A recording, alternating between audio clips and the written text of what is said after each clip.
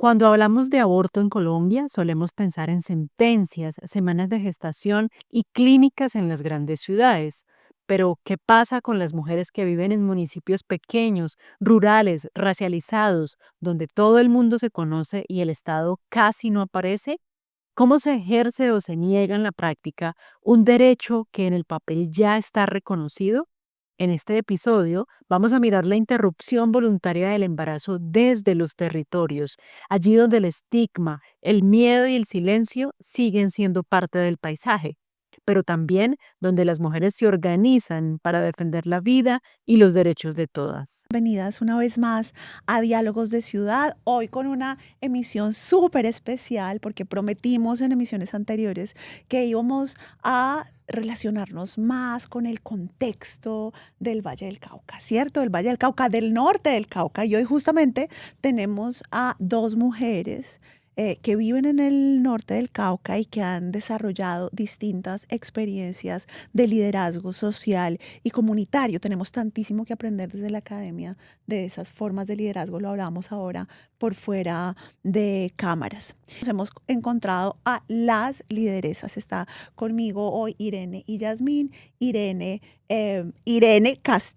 Cantillo Cárdenas, perdón, es lideresa social y comunitaria hace 20 años. Coordina el ejercicio de veedurías ciudadanas en torno a los derechos sexuales y reproductivos y además es presidenta de la asociación Mujeres Desarmar para Amar. Ahorita nos contará más de ese ejercicio de liderazgo social en Padilla, en el norte del Cauca. Y Yasmín Ramírez es lideresa juvenil, tiene 7 años de experiencia, tiene tan solo 23 añitos, liderazgo afrofeminista de una organización que va a mucha red, yo la he visto, Bororo Violeta. Empezó su ejercicio de liderazgo más dentro del vector medioambiental, con temas de reciclaje, y después migró al tema de gestión menstrual y hace 7 años, desde el 2000, está trabajando en derechos sexuales y reproductivos propiamente. Así que bienvenidísimas. Gracias por pegarse la rodadita hasta Cali y hasta Icesi. Estamos muy honradas de que estén aquí, de verdad. Muchísimas gracias a ustedes por la invitación. Gracias, Irene. No, muchísimas gracias a ti, Lina, y por supuesto al equipo de la ICESI que pues hace posible este espacio, que además es muy necesario. Entonces, de verdad, el placer es mío de poder estar aquí y compartir con ustedes. Muchas gracias. Bueno, empecemos con nuestra conversación. Se vive distinto la interrupción voluntaria del embarazo en Cali que en Caloto, en Puerto Tejada, en cualquier municipio del norte del Cauca. Yo diría que en cualquier municipio del Pacífico, ¿cierto? Justamente cuando estábamos en esa conversación con Ana Cristina González, revisábamos esos argumentos de la sentencia, y uno de los argumentos principales de la sentencia para ampliar el lapso de solicitud de IVA era justamente la situación de las mujeres rurales. ¿Es cierto? Y entonces se amplió a 24 semanas, justamente, digamos, teniendo en cuenta esas condiciones de vulnerabilidad. Pero ustedes le están haciendo de alguna manera eso que se nos escapa a muchas plataformas o centros de trabajo en el género. Ustedes le están haciendo una accountability, un seguimiento con enfoque territorial a la interrupción voluntaria del embarazo. ¿Cómo se vive distinto desde sus territorios la interrupción voluntaria del embarazo, la IVE? Y cómo mirar la IVE desde una perspectiva interseccional. No sé quién quiera empezar. Bueno, yo diría que ver la IVE desde los territorios es mucho más complejo porque, bueno, si estamos hablando de Cali, que es una ciudad capital y que puede tener barreras, pero es mucho más fácil que las mujeres puedan acceder a la interrupción voluntaria del embarazo. Hablar, por ejemplo, de un municipio como Padilla, que es en su mayoría rural, donde las mujeres tienen una situación económica compleja, donde también tenemos presencia de actores armados, donde el tema económico, como ya lo había dicho, o sea, existen muchísimas barreras. Entonces no es fácil para las mujeres padillenses poder hablar de la interrupción voluntaria del embarazo.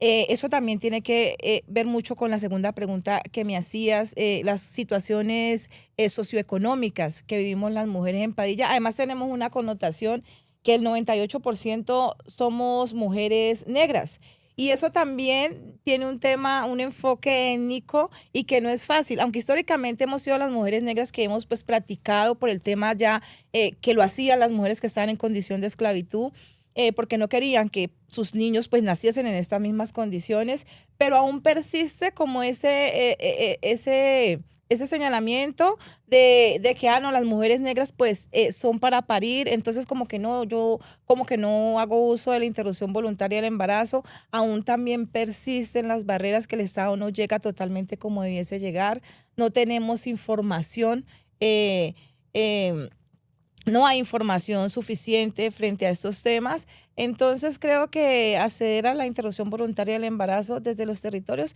es todavía complejo.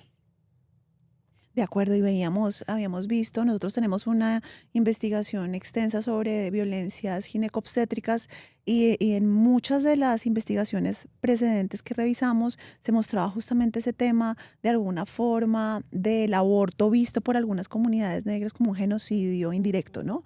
Claro, quieren que abortemos nosotras, porque de alguna manera nosotras somos unas vidas, entre comillas, menos deseadas y ese mensaje resulta tremendamente nocivo de alguna forma para esas formas antirracistas, de alguna manera, de abrazo eh, a los derechos. Pero ¿cómo lo viven ustedes, Yasmín? Sí, a mí, por ejemplo, me gustaría agregar, y muy de acuerdo también con lo que mencionaba ya Irene, cuando nosotros nos empezamos a pensar un proceso sobre veeduría y sobre acompañamiento en interrupción voluntaria del embarazo, también lo pensamos desde la forma en que se vive dentro de las periferias, ¿no? Porque, por ejemplo, Cali, su periferia sería los municipios del norte del Cauca, Ujú. y fue precisamente eso, entendiendo que son pues territorios cargados por un estigma cultural bastante amplio, el Sí. estigma también que hay sobre las mujeres negras, que incluso hay personas que dicen, ay, pero es que para ustedes no es como tan complicado parir, o como Mm. que para ustedes no es un problema parir muchos hijos. Y los servicios de salud que son deficientes de por sí, si en las capitales son deficientes, pues en los municipios y sobre todo en municipios que son altamente estigmatizados y racializados, pues aún se complejiza mucho más. Y ahora en territorios que son pequeños, como lo es Padilla, como lo es Villarrica, donde la gente está tan cerca, ¿no? Y Ujú. cuando la gente está muy cerca, pues tiende ella a enterarse de lo que hizo la Ujú. otra. Ujú. Entonces, por ejemplo, acceder a una interrupción voluntaria del embarazo sigue siendo problemático porque, ay, me da miedo que de pronto esta persona se entere que yo lo hice. Porque si bien hay una despenalización a nivel legal y a nivel punitivo, también es importante hablar de despenalización social, cómo desde las culturas uno le puede enseñar, por ejemplo, a otros territorios racializados, a otras personas negras, que en su momento las mujeres esclavizadas decidieron pues interrumpir su embarazo porque se negaban a parirle hijos a un sistema de esclavitud, y ahora en este contexto precisamente las mujeres dicen, yo no le paro más hijos a este sistema porque no tengo garantías para parir. Y eso es algo que de hecho abre mucho la discusión con el tema de que salva hijos, ten hijos y salva a Colombia, Ujú. pero no hay garantías realmente para tener hijos. Y ahí es donde entramos las redes de mujeres, que el Estado nos lleva esta información sobre interrupción voluntaria del embarazo porque a fin de cuentas no le conviene, y entramos las redes de mujeres, entramos las acompañantes en aborto, pues hacer este tipo de procesos que en territorio nunca van a llegar. Cuando las escuchaba pensaba en algo que sucede siempre y está muy vinculado con su trabajo orgánico, muy cercano a organizaciones de base, y es que los derechos cuando se es mujer se viven distinto. Hay un grupo musical que me gusta mucho que se llama Las Áñez, son dos hermanas gemelas que tienen una canción que se llama Curvo Cuerpo. Y en la canción lo que dice es que, bueno, pues los varones cuando tienen un derecho solo tienen que reclamarlo, se va al juez y se reclama un derecho que es universal, abstracto, pero las mujeres tenemos que tener una pila de gente Mm. que reclame, ¿cierto? Que salga con las campañas, con de alguna manera las campañas en la movilización, si se quiere, más activista. Trabajar por los derechos de las mujeres es trabajar en una militancia, en un activismo constante. Y un poco viendo en retrospectiva su trabajo, ese es el caso, ¿cierto? Ustedes han generado plataformas de acción por los derechos de las mujeres, en concreto por los derechos sexuales y reproductivos. Y tienen ambas experiencias de trabajo en redes. Entonces quería preguntarles cómo es eso del trabajo en activismo por los derechos humanos de las mujeres, específicamente los derechos sexuales y reproductivos, con lo cultural, con lo comunitario, con lo social, y cómo eso fortalece indirectamente de alguna forma el tejido social, las redes comunitarias, las redes de apoyo. No sé qué piensa Ire de eso. Bueno, yo podría decir que desde el activismo y desde el liderazgo, pues está el tema de la veeduría de derechos sexuales y reproductivos. Somos la primer veeduría en Padilla y yo diría que muchos municipios del norte Del del norte. Cauca que estamos hablando sobre y que nos hemos parado y hablado sobre los derechos sexuales y reproductivos. Porque como lo decías tú, Jazz, el Estado no llega y nos toca a nosotras como mujeres. Y también parte de ese liderazgo está en hablar sobre lo que no se habla, lo que está y lo que está sucediendo, pero que la gente como que se niega a hablar. Entonces, hablar de derechos sexuales y reproductivos de una forma u otra nos sirve también para reconstruir ese tejido social, porque es que en el municipio de Padilla teníamos varias chicas que se nos habían muerto por practicarse una IV de forma clandestina. O sea, y la gente sabía que esto estaba ocurriendo, que habían chicas que se estaban enfermando, pero entonces todo era como asolapado. Y lo que tú decías también, que las chicas también, pues algunas que conocían y que tenían algún tipo de información, no iban al servicio de salud por pena. O sea, porque entonces no había como la suficiente, ¿cómo diríamos? Confianza. Exactamente, confidencialidad. Y entonces, pues, en un pueblo tan pequeño, donde tenemos como una cultura de que se dicen las cosas, pues entonces no había como esa confianza. Entonces yo creo que desde el liderazgo que tenemos en los territorios y que estamos trabajando con derechos sexuales y reproductivos, o sea, podemos hacerlo de forma transversal, podemos mostrar realmente las situaciones que están viviendo las mujeres, actuar directamente sobre esas problemáticas, que nuestras mujeres no se nos sigan muriendo porque se practican una IV mal hecha, que no sigan también trayendo al mundo y viviendo en situaciones de exclusión o situaciones a las cuales se tienen que allanar, pues porque no conocían que existía el derecho. Entonces, yo creo que se hace importante continuar con estos procesos. Vuelvo atrás y lo digo, la veeduría ha sido muy importante para las mujeres del municipio de Padilla y para otras mujeres también. Ha sido muy importante también para las mujeres de la ruralidad, porque si nosotras en el territorio urbano teníamos muchas falencias y desconocíamos muchos temas, pues las mujeres rurales mucho más. Y poder llegar a través de la veeduría y decirles a estas mujeres, mire, es que la vida es un derecho y es que a través de ese derecho podemos trabajar otros más. Entonces, si podemos darnos cuenta de otras situaciones múltiples que están viviendo las mujeres, pues sinceramente fortalece el tejido social y realmente como que reivindica el trabajo de las mujeres. Súper. Ya así como lo hacen ustedes en Bororo, Violeta. Bueno, nosotras tenemos un trabajo principalmente con jóvenes y también pues hacemos formas pedagógicas con mujeres cabeza de hogar y mujeres lideresas principalmente, porque confiamos en ellas y creemos que ese componente de réplica es súper importante y sobre todo en nuestros territorios donde la mayoría de liderazgos fuertes son principalmente mujeres. Entonces, yo también creo que, al igual que mi compañera Irene, trabajar los derechos sexuales y reproductivos y sobre todo trabajarlo desde la IVE fortalece el tejido de manera que se empiezan a reclamar otros derechos, como por ejemplo, no sé, el derecho a uno de elegir cuántos hijos tener, al placer sin culpa sobre todo, porque a veces es incluso difícil decirle a la gente mayor que tiene aún sus ideas súper adultocéntricas, decirle que un adolescente o un joven que se acerca a pedir información sobre derechos sexuales y reproductivos es porque si bien tiene una necesidad inmediata que es informarse, pues tiene una necesidad más inmediata que es precisamente reclamar su placer. Entonces creo que abordarlo de esa manera nos ha permitido no solamente abrir esa conversación entre jóvenes, entre madres, cabeza de hogar y entre lideresas, sino también abrir esas conversaciones entre los propios tíos, los primos, los compinches en el barrio, que creo que si los jóvenes ya no tienen confianza en los adultos para asesorarse en estos temas, pues van a ir a sus amigos y a sus compas para informarse.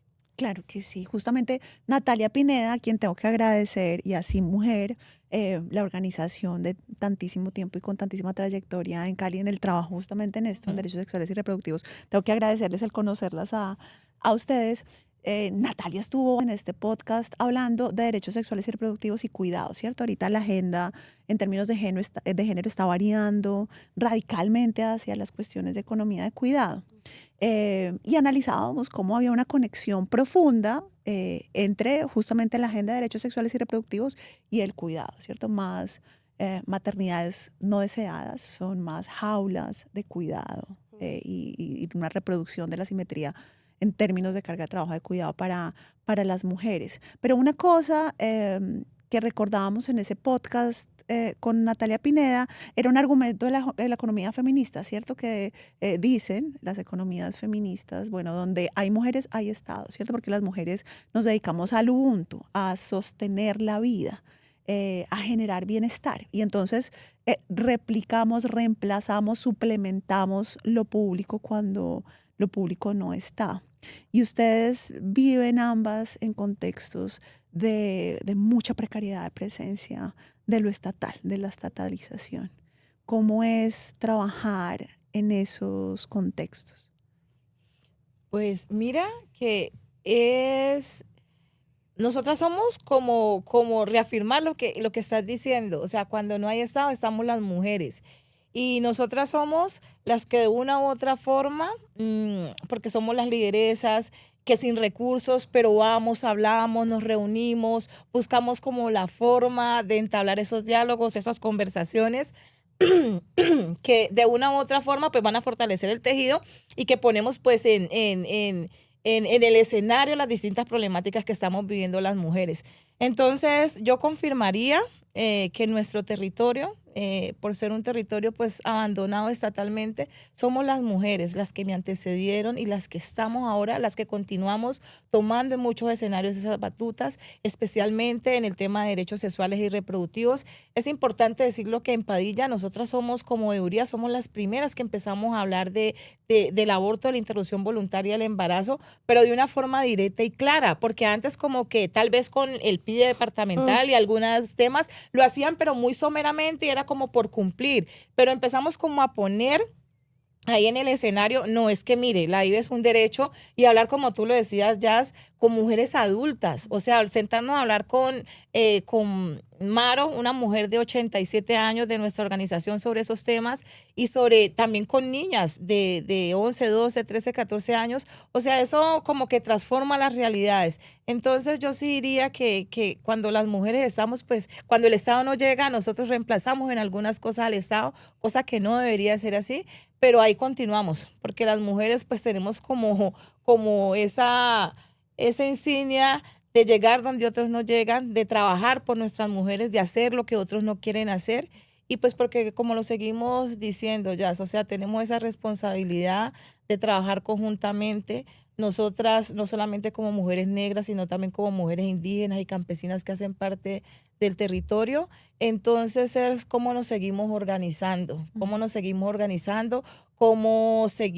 mirando cómo ese territorio y cómo nosotras seguimos perviviendo en ese territorio, pero bajo las condiciones de vida socioeconómicas, pero también con los derechos que nosotras queremos y cómo queremos vivir y cómo queremos seguir siendo, ¿no? Entonces sí, yo diría que es el vivo retrato. Somos las mujeres que llegamos cuando el Estado no llega.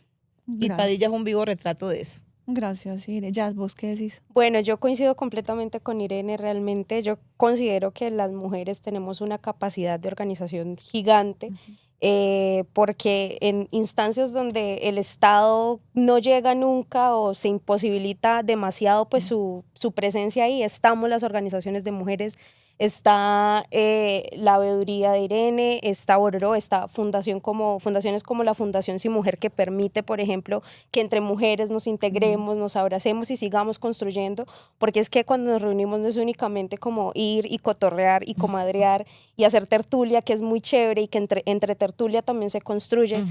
Pero definitivamente yo considero que las mujeres siempre han sostenido no este país, sino todos los países y todas las economías. La economía capitalista de la que la gente tanto habla y a la que tanto le aplauden, se sostiene porque existen mujeres que están en los hogares cuidando, porque existen mujeres creando y permitiendo que los hombres también tengan sus espacios. Entonces sí, es como eso. y claro, seguir contribuyendo a que estos espacios se sigan abriendo. Cada espacio es positivo y es fructífero en medida de que si se trabajan por los derechos, pues posiblemente van a haber cabida para otros más y un mundo donde posiblemente van a caber todos.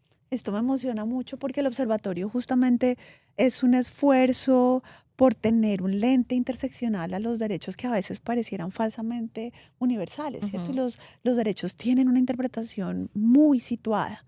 Pero nosotras, por supuesto, creamos el observatorio para Cali y para las ciudades pacífico, las ciudades un poco visibles del Pacífico, y somos un norte y tenemos que reconocernos como un norte para otros territorios. Y entonces esto también es un esfuerzo muy importante por descentrar al observatorio, por descentrar las discusiones del Pacífico, de Cali, de Buenaventura, de Palmira, de Tumaco, y empezar a hablar desde el norte del Cauca me parece fundamental.